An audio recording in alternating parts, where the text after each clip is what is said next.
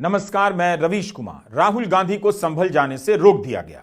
24 नवंबर को संभल में घटना हुई है और आज 4 दिसंबर है। 11 दिनों के बाद भी राहुल गांधी को संभल जाने नहीं दिया गया। क्या नेता प्रतिपक्ष घटना के 11 दिन बाद भी किसी इलाके में नहीं जा सकते हैं? राहुल गांधी को तो रोका ही गया, लेकिन जिस तरह से संभल से अवैध अतिक्रमण हटाने की खबरें आ रही हैं, यह भी देखा जाना चाहिए कि बुलडोजर के इस्तेमाल को लेकर सुप्रीम कोर्ट ने जो गाइडलाइन बनाया है उसका पालन हो रहा है या नहीं। हम इस वीडियो में इसकी भी बात करेंगे और आपको सावधान करेंगे कि गोदी मीडिया एक बार फिर से बुलडोजर के गरजने बरसने को लेकर झूमने लगा है। आपका काम है देखना कि सुप्रीम कोर्ट की गाइडलाइन का पालन हो रहा है या नहीं। यह कौन देखेगा? दिल्ली मेरठ एक्सप्रेसवे पर आज सुबह से भारी संख्या में पुलिस बल की तैनाती कर दी गई थी। इसी से साफ था कि राहुल गांधी को किसी भी हालत में संभल नहीं जाने दिया जाएगा। संभल तो क्या, यूपी में भी प्रवेश नहीं कर पाएंगे। उन्हें दिल्ली में ही रोक दिया गया। गाजीपुर से संभल 150 किलोमीटर की दूरी पर है। 150 किलोमीटर पहले बैरिकेड लगाने का क्या मतलब है? मेरठ और गाजियाबाद में तो शांति है, लेकिन वहां तक भी राहुल गांधी को नहीं जाने दिया गया। क्या विपक्ष को स्वाभाविक गतिविधि भी नहीं करने दी जाएगी? प्रशासन क्या कर रहा है, क्या नहीं कर रहा है? घटना में लोगों के साथ क्या हुआ, यह सब सुनने और देखने के लिए विपक्ष के नेताओं को जाना ही चाहिए। लेकिन संभल की हिंसा के 11 दिन बाद भी राहुल गांधी को वहां नहीं जाने दिया गया। राहुल नहीं जाते हैं तो कहा जाता है जा नहीं रहे हैं। अब जाने के लिए निकलते हैं तो उन्हें रोक दिया जाता है। भारत समाचार न्यूज चैनल पर यूपी के उप मुख्यमंत्री ब्रजेश पाठक का बयान चल रहा था। उन्होंने कहा कि राहुल गांधी संभल जाकर शांति व्यवस्था बिगाड़ना चाहते हैं। उन्हें संभल नहीं जाना चाहिए, लेकिन शांति व्यवस्था बिगाड़ने का आरोप तो तब लगता जब राहुल गांधी घटना के तुरंत बाद जाने का प्रयास करते। वे तो हिंसा की घटना के 11 दिन बाद संभल के लिए निकले थे। उनके साथ कांग्रेस महासचिव प्रियंका गांधी भी थीं। उप मुख्यमंत्री ब्रजेश पाठक ने कहा है कि संभल में धारा 144 लगी है। वहां सभी जनप्रतिनिधियों को प्रशासन का सहयोग करना चाहिए। लेकिन राहुल गांधी के वहां जाने से प्रशासन का कौन सा असहयोग हो जाता? क्या प्रशासन इतनी भी व्यवस्था करने के लायक नहीं है? क्या संभल की हालत इतनी खराब है? तब तो नेता प्रतिपक्ष को संभल जाना ही चाहिए था। रोके जाने के बाद राहुल गांधी कार से बाहर आए और थोड़ी देर तक पत्रकारों से बात की। नमस्कार, हम संभल जाने की कोशिश कर रहे हैं। पुलिस मना कर रही है, अलाउ नहीं कर रही है। एज एलओपी मेरा अधिकार बनता है कि मैं जा सकता हूं, मगर तब भी वो मुझे रोक रहे हैं। मैंने कहा है कि मैं अकेला जाने को तैयार हूं, पुलिस के साथ जाने को तैयार हूं, मगर उन्होंने वो भी बात एक्सेप्ट नहीं की और अब कह रहे हैं कि कुछ दिनों में अगर हम वापस आएंगे तो फिर वो हमें जाने देंगे। ये एक्चुअली जो एलओपी के अधिकार हैं उसके खिलाफ है। मुझे अलाउ करना चाहिए। कॉन्स्टिट्यूशन है ना, हम तुम्हारे साथ। ये कॉन्स्टिट्यूशन के खिलाफ है। हम सिर्फ संभल जाना चाहते हैं, देखना चाहते हैं वहाँ क्या हुआ, लोगों से मिलना चाहते हैं। मगर हमारा जो कॉन्स्टिट्यूशनल अधिकार है, मेरा जो कॉन्स्टिट्यूशनल अधिकार है, उसको मुझे दिया नहीं जा रहा है। तो यही है, नया हिंदुस्तान है, कॉन्स्टिट्यूशन को खत्म करने का हिंदुस्तान है, अंबेडकर जी के कॉन्स्टिट्यूशन को खत्म करने का हिंदुस्तान है, मगर हम लड़ते रहेंगे। कांग्रेस महासचिव जयराम रमेश ने लिखा है कि हम लोकतंत्र में हैं भी या नहीं। संभल में दंगे हुए हैं, कई परिवारों के लोग मारे गए हैं। उनके दर्द और पीड़ा को समझने और उनके साथ समय बिताने के लिए वहां राहुल गांधी और प्रियंका गांधी जा रहे हैं और अन्य नेता भी जा रहे हैं। उन्हें रोका जा रहा है। ये तो तानाशाही है, योगी शाही है, अमित शाही है, यह जयराम रमेश अपने ट्विटर पर लिखते हैं। सुप्रिया श्रीनेत ने यूपी सरकार का एक आदेश पत्र ट्वीट किया है।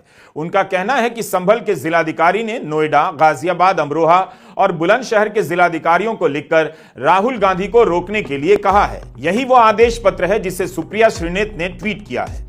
इस आदेश पत्र में घटना की सारी जिम्मेदारी मुस्लिम समुदाय का नाम लेकर डाल दी गई है। आमतौर पर प्रशासन इस तरह से समुदायों को नाम लेकर चिन्हित नहीं करता है। इस घटना में प्रशासन की भूमिका को लेकर भी सवाल उठ रहे हैं, मगर पत्र की भाषा जज के आदेश की तरह लगती है। जबकि संभल की घटना की न्यायिक जांच अभी हो रही है, तो प्रशासन के आदेश पत्र में कैसे लिखा जा सकता है कि 24/11/2024 को अधिवक्ता कमीशन द्वारा मस्जिद में शेष कार्रवाई की गई, जिसके उपरांत मुस्लिम समुदाय के द्वारा भारी विरोध प्रदर्शन करते हुए गोलीबारी, पथराव और आगजनी की गई।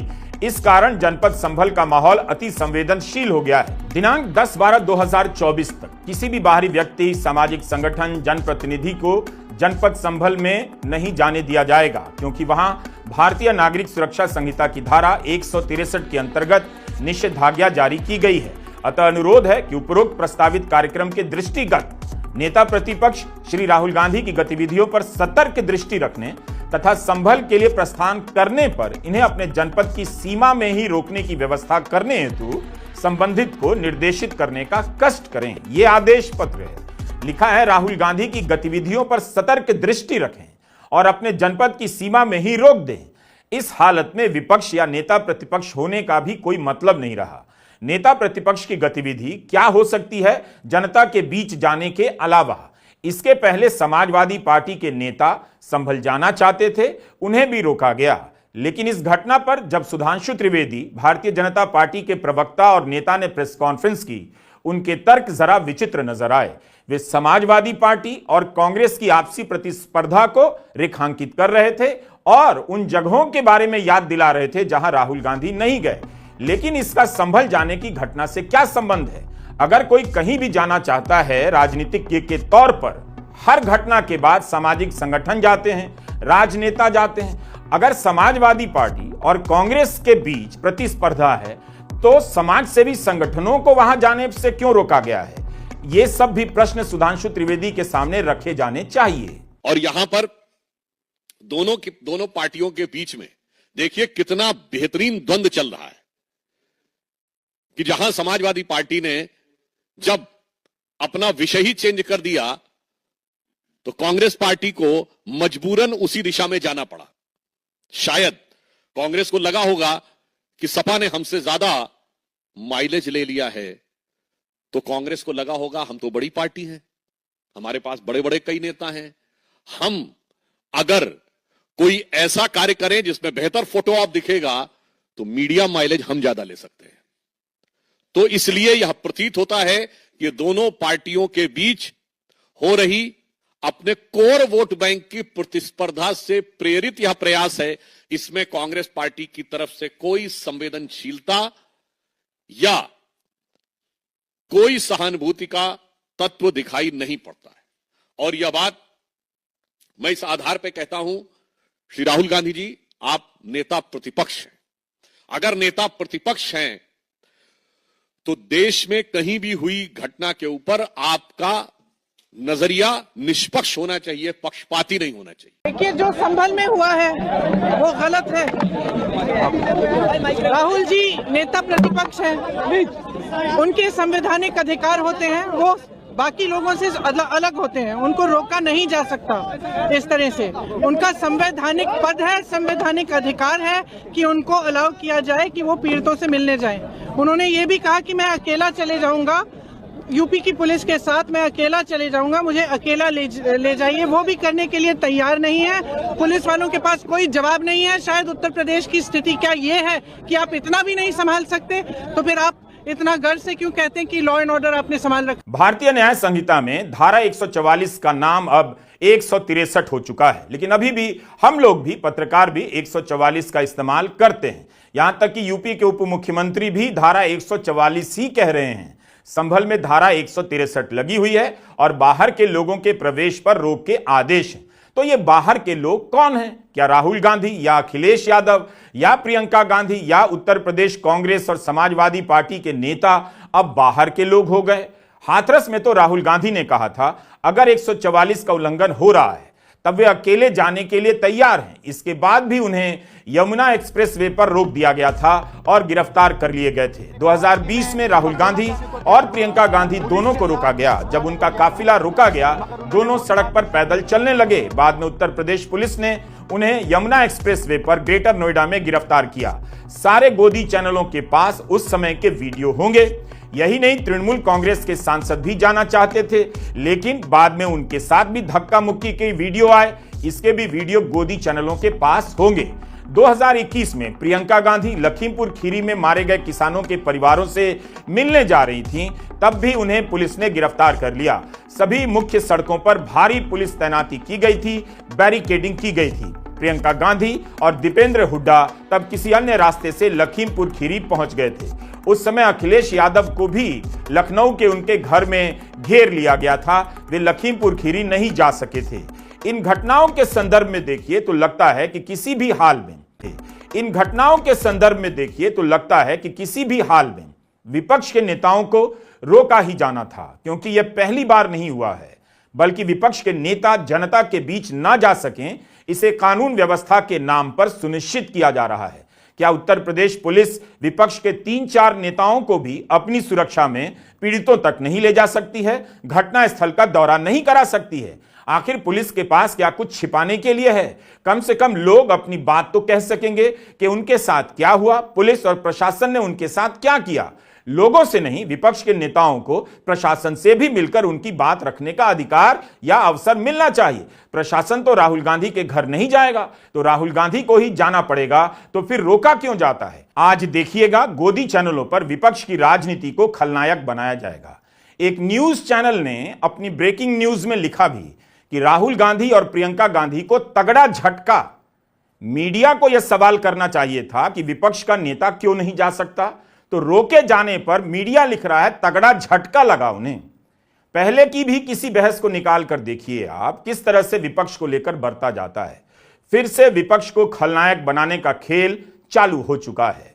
सर्वे के बाद सर्वे, और फिर पुलिस की गाली तो आपने किसी ने नहीं दिखाई। आप इतने अच्छे चैनल हो, राष्ट्रीय स्तर के चैनल हो, पुलिस ने जो गाली गलौज की है वो गालियां मैं नहीं दे सकता हूं जो पुलिस ने गाली दी है। अगर मैं वो गाली दे दूं तो अनपार्लियामेंट्री भाषा होगी। आपने सब जानते हो कि किस तरह की गाली दी।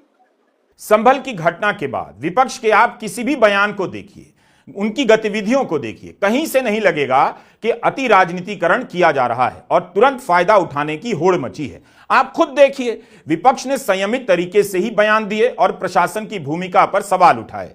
अखिलेश यादव लगातार प्रशासन की भूमिका पर सवाल उठा रहे हैं, आरोप लगा रहे हैं कि संभल में सदियों पुराना भाईचारा खत्म करने के लिए हिंसा कराई गई। 3 दिसंबर को लोकसभा में शून्यकाल के दौरान अखिलेश यादव ने अपना एक लिखित भाषण पढ़ा था। संभल जो इसलिए जाना जाता था कि भाईचारे के साथ वहां रहते हैं लोग, वहां अभी से नहीं, सदियों पुराना भाईचारा हजारों साल से इसी तरह रहते आए हैं। लेकिन अचानक ये जो घटना हुई है, ये सोची समझी रणनीति के तहत वेल प्लान्ड हुआ है और वहाँ के भाईचारे को गोली मारने का काम हुआ है। जो घटना हुई है वो सोची समझी साजिश है। वहाँ जो खुदाई की बात लगातार अध्यक्ष महोदय देश में कोने कोने पर भारतीय जनता पार्टी और उनके सहयोगी और समर्थक शुभचिंतक बार बार खुदाई की जो बात कर रहे हैं अध्यक्ष महोदय, ये खुदाई जो है हमारे देश का सौहार्द, हमारे देश का भाईचारा, हमारे देश का गंगा जमनी तहजीब को खो देगा। मैं आपका धन्यवाद इसलिए भी देता हूं कि इस महत्वपूर्ण जो साजिश हुई, और वो साजिश सोची समझी इसलिए मैं बोल रहा हूं। उत्तर प्रदेश का चुनाव था, पहले 13 तारीख को चुनाव होना था और 13 तारीख के चुनाव को उन्होंने बढ़ा करके 20 तारीख कर दिया। और इस जो घटना है मैं आपके सामने पढ़ना चाहता हूं। अध्यक्ष महोदय, ये यात्रा रुकी क्यों नहीं है? यात्रा ले जाओ दूसरी तरफ। अध्यक्ष महोदय, संभल की शाही जामा मस्जिद के खिलाफ 19/11/2024 को सिविल जज सीनियर डिवीजन छंदौसी संभल में एक याचिका डाली गई। कोर्ट ने दूसरे पक्ष को, अध्यक्ष महोदय सुनिए, ये सुनना चाहिए, हम यूं ही नहीं कहते थे, तो संक्षिप्त में बोले। अध्यक्ष महोदय, हम यूं ही नहीं कहते थे कि संविधान ये मानती नहीं सरकार, हम यूं ही नहीं कहते थे कि संविधान नहीं मानती। जब प्लेसेस ऑफ वर्शिप एक्ट है, प्लेसेस ऑफ वर्शिप एक्ट है, हम बनते तो बहुत कुछ हैं। संभल के शाही जामा मस्जिद के खिलाफ 19/11/2024 को सिविल जज सीनियर डिवीजन चंदौसी संभल में एक याचिका डाली गई। कोर्ट ने दूसरे पक्ष को सुने बगैर उसी दिन 19/11/2024 को सर्वे के आदेश दे दिए। ताज्जुब की बात है संभल के जिलाधिकारी संभल और पुलिस अधीक्षक संभल आदेश को पढ़े बगैर 2 घंटे के बाद सर्वे के लिए पुलिस बल के साथ शाही जामा मस्जिद पहुंच गए। जामा मस्जिद की कमेटी, जनप्रतिनिधि, उलेमा इकराम, सभी अधिवक्ताओं ने सहयोग दिया। जिलाधिकारी संभल और पुलिस अधीक्षक संभल ने 2.5 घंटे सर्वे के बाद कहा सब सर्वे पूरा हो चुका है और अब रिपोर्ट कोर्ट को भेज दी जाएगी। लेकिन दिनांक 22/11/2024 फ्राइडे को जुमे की नमाज के लिए लोग नमाज अदा करने के लिए जामा मस्जिद पहुंचे, लेकिन पुलिस प्रशासन ने बैरिकेड लगा दिया ताकि लोग नमाज न पढ़ सकें। उसके बाद भी लोगों ने संयम बरतते हुए नमाज अदा की और किसी प्रकार का विरोध प्रदर्शन नहीं किया। 29/11/2024 को कोर्ट की अगली तारीख तय थी। शाही जामा मस्जिद की कमेटी और मुस्लिम समाज के सभी लोग कोर्ट में केस की पैरवी के लिए तैयारी कर रहे थे, परंतु दिनांक 23/11/2024 की रात पुलिस प्रशासन द्वारा कहा गया 24/11/2024 यानी अगले दिन सुबह को दोबारा सर्वे किया जाएगा। शाही जामा मस्जिद कमेटी और अधिवक्ता ने कहा कि इस सर्वे तो मुकम्मल हो चुका है, अब दूसरे सर्वे की क्या आवश्यकता है। कोर्ट के आदेश का हमने पालन कर दिया। अगर दूसरे सर्वे कराना है तो दोबारा आदेश करवाएं, कोर्ट के आदेश के बाद हम दोबारा सर्वे करा देंगे। लेकिन जिलाधिकारी संभल और पुलिस अधीक्षक संभल ने कोई सुनवाई नहीं की और तानाशाही दिखाते हुए सुबह के वक्त से पहले शाही जामा मस्जिद आ गए। शाही जामा मस्जिद कमेटी और मुस्लिम समाज के लोगों ने फिर भी धैर्य रखा और दोबारा सर्वे के लिए अंदर ले गए। सर्वे के दौरान करीब 1.5 घंटा बाद जब जनता को सूचना मिली तो वो इकट्ठा होना शुरू हो गए। लोगों ने सर्वे का कारण जानना चाहा तो सर्किल ऑफिसर ने उनके साथ गाली गलौज की और लाठीचार्ज करवाकर बुरी तरह जख्मी कर दिया। आज ही खबर आ रही है यानी 3 दिसंबर को कि संभल में अतिक्रमण हटाने का अभियान शुरू हो चुका है। ऐसी घटना के बाद पहले भी अतिक्रमण का अभियान शुरू हुआ है। मीडिया ने फिर से बुलडोजर के एक्शन को लेकर जश्न मनाना शुरू कर दिया। चंद रोज ही हुए हैं सुप्रीम कोर्ट के फैसले के असंवैधानिक तक कहा कोर्ट ने और बुलडोजर के इस्तेमाल को लेकर पूरी व्यवस्था बनाई। उदाहरण के लिए आपको हम भास्कर, जागरण और अमर उजाला की हेडलाइन दिखाना चाहते हैं। इन तीनों अखबारों ने अवैध अतिक्रमण का इस्तेमाल किया है। बुलडोजर गरजेगा लिखेगा। इन तीनों की रिपोर्ट को हमने ध्यान से पढ़ा। इनमें से किसी में भी सुप्रीम कोर्ट की गाइडलाइन का जिक्र तक नहीं है। बस यही लिखा है कि संभल में अवैध अतिक्रमण पर चला बुलडोजर, जबकि मीडिया का काम यह देखना और बताना है कि बुलडोजर चलाने और अवैध अतिक्रमण को हटाने को लेकर सुप्रीम कोर्ट ने जो गाइडलाइन जारी की है उसका पालन हो भी रहा है या नहीं। अगर आप ये बात जानते तो ठीक से देख पाते कि प्रशासन कहीं ज्यादती तो नहीं कर रहा। याद रखिएगा, जो प्रशासन किसी समुदाय के साथ ज्यादती करेगा वह एक दिन इसी ताकत का इस्तेमाल आपके खिलाफ भी करेगा। इसलिए जिन खबरों को आप पढ़ते हैं उन्हें मनोहर कहानियां समझकर पढ़ना बंद कीजिए, नागरिक बनकर पढ़ा कीजिए। सुप्रीम कोर्ट की गाइडलाइन है कि अवैध अतिक्रमण हटाने से पहले 15 दिन का नोटिस दिया जाएगा। जागरण और अमर उजाला की दोनों रिपोर्ट में इस बात का उल्लेख ही नहीं है कि प्रशासन ने अतिक्रमण हटाने का नोटिस कब दिया। संभल की घटना को 11 दिन ही हुए हैं, क्या इन्हें 15 दिन पहले नोटिस दिया गया था? सुप्रीम कोर्ट ने बुलडोजर की कार्रवाई को लेकर 15 दिशा निर्देश जारी किए हैं। कोर्ट ने कहा घर गिराने की पूरी कार्रवाई की वीडियोग्राफी करानी पड़ेगी ताकि कोर्ट के सामने सबूत रहे कि नियमों का पालन हुआ या नहीं। इसके अलावा अदालत ने यह भी कहा कि अगर कोई अफसर गाइडलाइन का उल्लंघन करता है तो वो अपने खर्चे पर दोबारा प्रॉपर्टी का निर्माण कराएगा और मुआवजा भी देगा। अगर प्रशासन घर गिराने का फैसला लेता है तो 15 दिन का समय दिया जाएगा। क्या संभल में जिनकी दुकानें गिराई जा रही हैं उन्हें 15 दिन का नोटिस मिला है? उन्हें जवाब देने का मौका मिला है? यह सवाल तो है। बहराइच में ही 23 घरों को नोटिस दिया गया था, 3 दिनों का ही समय दिया गया, ऐसी खबरें छपी। कभी मीडिया ने यह नहीं लिखा कि प्रशासन का अन्याय है, लोगों को सुप्रीम कोर्ट की गाइडलाइन के अनुसार समय नहीं दिया गया। क्या इस तरह से घर गिराए जाते रहेंगे? लेकिन जब भी बुलडोजर की कार्रवाई होती है मीडिया गर्जा बरसा लिखने लग जाता है। संभल में जब कर्फ्यू है, स्थिति संवेदनशील है, तब उस स्थिति में अतिक्रमण का अभियान भी चल रहा है। यह कैसे चल सकता है? वहां कर्फ्यू है, 144 163 है। इसी आधार पर राहुल गांधी को रोका जा रहा है। लेकिन खबरें आ रही हैं कि संभल में अवैध अतिक्रमण हटाने का अभियान चल रहा है। क्या इससे संदेह नहीं हो रहा है कि अवैध अतिक्रमण हटाने के अभियान के जरिए एक समुदाय को दंडित किया जाने लगा है?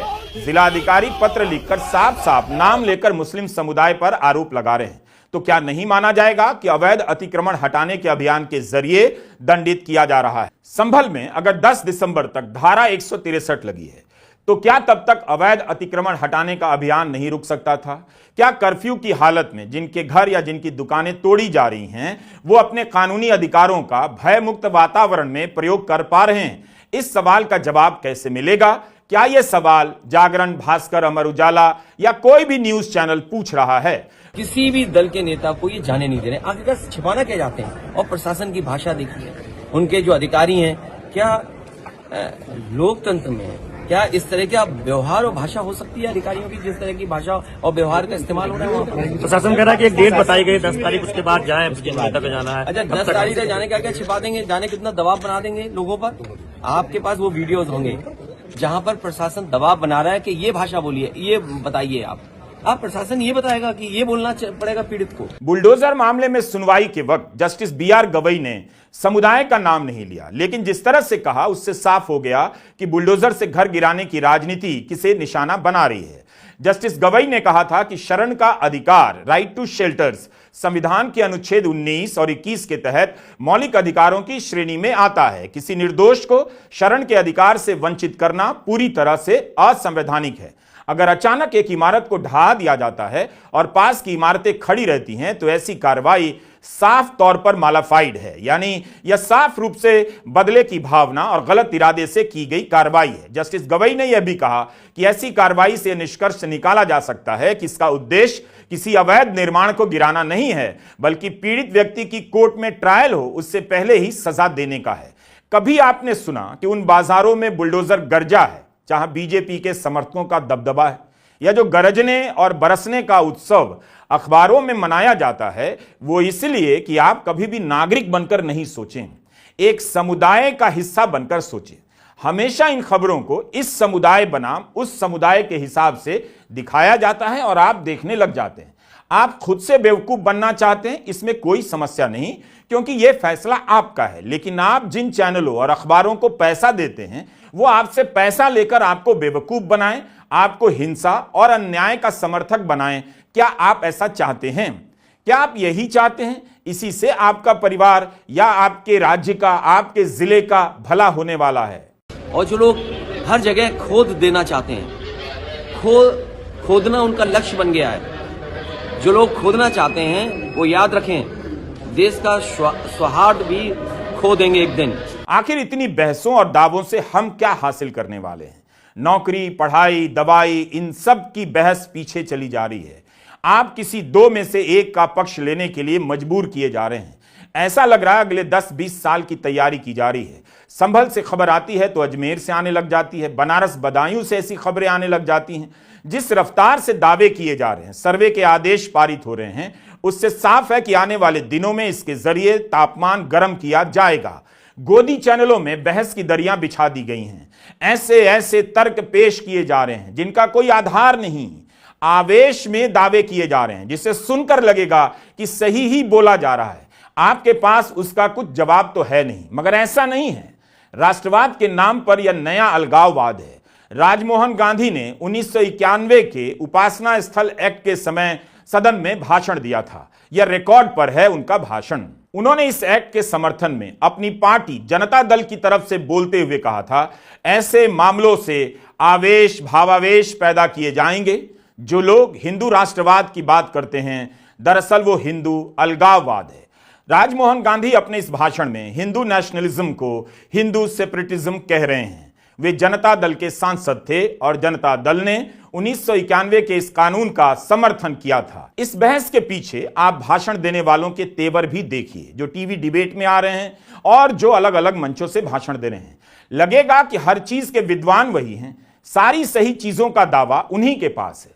लेकिन अतीत की गलतियों को सही करने का यह अभियान भारत में पहली बार नहीं हो रहा है, दुनिया में और भारत में पहले भी हो चुका है। जहां भी हुआ है आप देखिएगा वहां कितना नुकसान हुआ है। गोदी मीडिया के डिबेट से सावधान रहिए, मत देखा कीजिए। आप पर यह नुकसान थोपा जा रहा है। धर्म के नाम पर आपके भीतर ताकत की हवा भरी जा रही है, झूठी हवा, लेकिन दरअसल आपको डरपोक बनाया जा रहा है। आप डर के मारे दूसरी गलत चीजों का विरोध भी नहीं कर पा रहे हैं।